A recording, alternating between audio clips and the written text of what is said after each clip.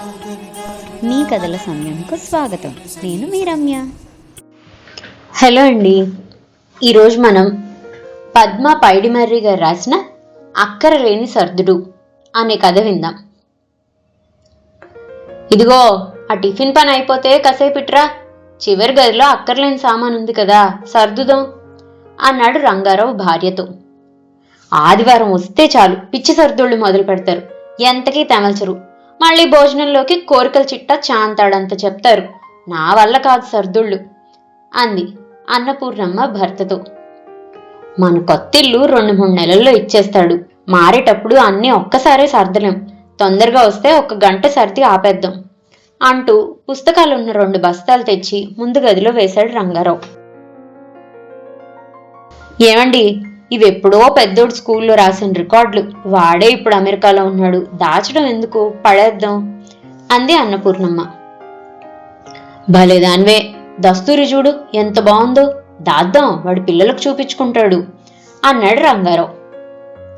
ఇదిగో ఇది చూడు, నువ్వు సంగీతం వెలగబెట్టిన పుస్తకం, పట్టుమని 6 నెలలు నేర్చుకోలేదు అన్నాడు రంగారావు వెటకారంగా. మీ అమ్మగారు ఎక్కడ నేర్చుకొని ఇచ్చారు? 1 గంట నేను బయటికి వెళ్తే చాలు ఓర్చుకోలేక మాన్పించేశారు. మర్చిపోయారా అంది అన్నపూర్ణమ్మ.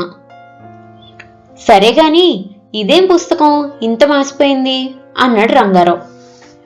పద్దుల పుస్తకం అండి. చాకలికి ఎన్ని బట్టలు ఇచ్చామో, పాల బాకీలు, పని మనిషికి ముందుగా ఇచ్చిన జీతం అన్నీ ఇందులో రాసేవాళ్ళం, గుర్తుందా అంది అన్నపూర్ణమ్మ.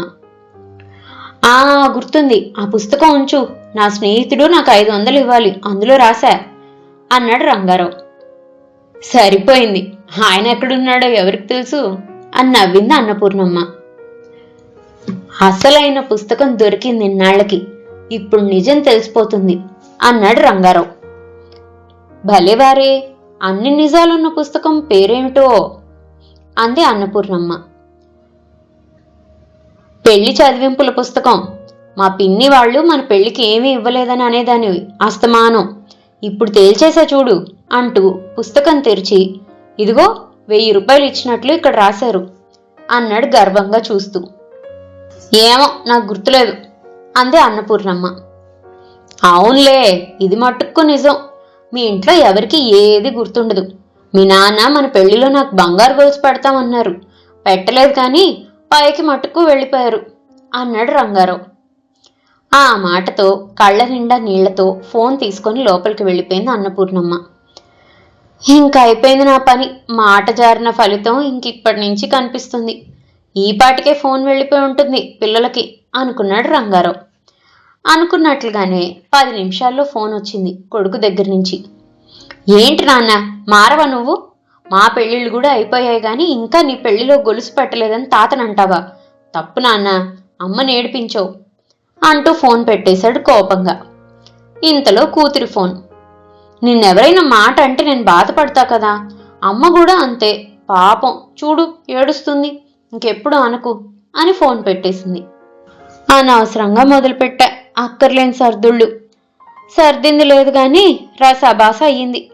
ఆదివారం స్పెషల్ భోజనం కూడా పోయింది అనుకుంటూ వంటగదిలోకి వెళ్ళాడు రంగారావు కుక్కర్ పెట్టడానికి.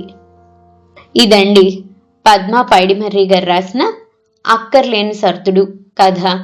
మరో మంచి కథతో మళ్ళీ కలుసుకుందాం. అంతవరకు సెలవు. కథ కనుక మీకు నచ్చినట్లయితే లైక్ చేయండి, షేర్ చేయండి. అండ్ మరిన్ని ఇంట్రెస్టింగ్ కథల కోసం ప్లీజ్ సబ్స్క్రైబ్ టు మీ కథల సమయం. Thank you.